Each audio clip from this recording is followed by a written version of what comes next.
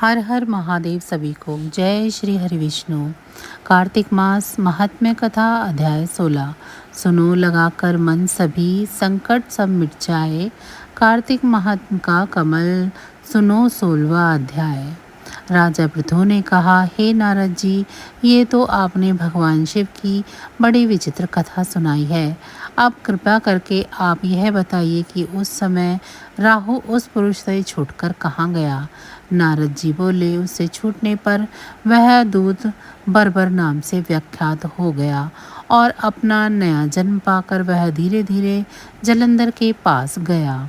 वहां जाकर उसने शंकर जी की सब चेष्टा कही। उसे सुनकर दैत्यराज ने सब दैत्यों को सेना द्वारा आज्ञा दी। कालनेमी और शुभ निशुम आदि सभी महाबली दैत्य तैयार होने लगे। एक से एक करके महाबली दैत्य करोड़ों करोड़ों की संख्या में निकल युद्ध के लिए जुट पड़े। महाप्रतापी सिंधुपुत्र शिवजी से युद्ध करने के लिए निकल पड़ा। आकाश में मेघ छा गए और बहुत अपशुगन होने लगे। शुक्राचार्य और कटे सिर वाला राहु सामने आ गए। उसी समय जलंधर का मुकुट खिसक गया, परंतु वह नहीं रुका। उधर इंद्रादिक सब देवताओं ने कैलाश पर शिवजी के पास जाकर सब वृतांत कह सुनाया और यह भी कहा कि आपने जलंधर से युद्ध करने के लिए भगवान विष्णु को भेजा था, वह उसके वशवर्ती हो गए हैं और विष्णु जी लक्ष्मी सहित जलंधर के अधीन होकर उनके घर में निवास करते हैं। अब देवताओं को भी वहीं रुकना पड़ता है। अब वह बलि सागर पुत्र आपसे युद्ध करने के लिए आ रहा है, अतएव आप उसे मारकर हम सबकी रक्षा कीजिए।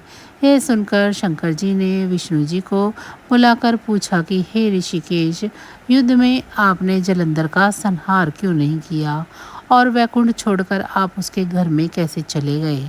यह सुनकर विष्णु जी ने हाथ जोड़कर नम्रता पूर्वक भगवान शंकर से कहा, उसे आपका अंशी और लक्ष्मी का भ्राता होने के कारण ही मैंने नहीं मारा है।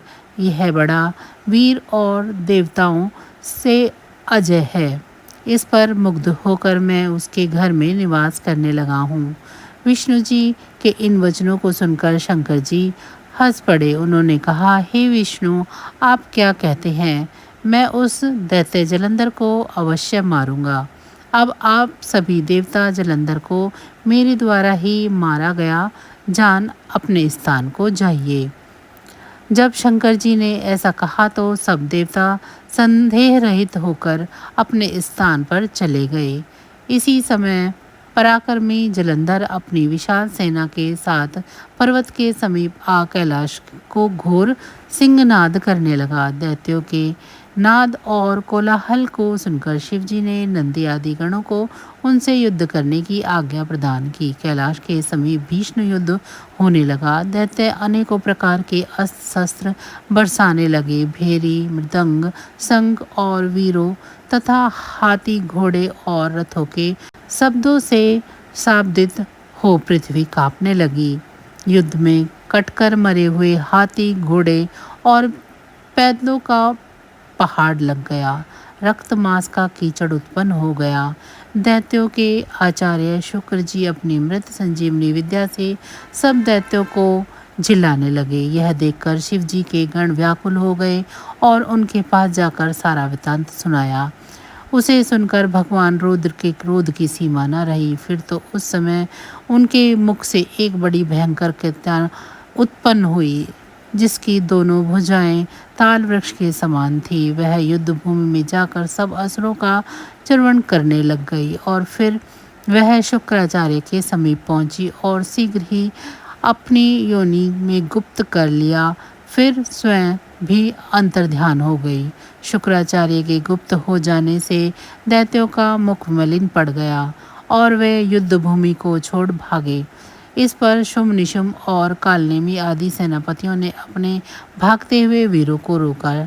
शिवजी के नंदी आदि गणों ने भी, जिसमें गणेश और स्वामी कार्तिकेय भी थे, दैत्यों से भीषण युद्ध करना आरंभ कर दिया। तो बस आज की जानकारी इतनी ही थी। फिर मिलेंगे हम अगले अध्याय में।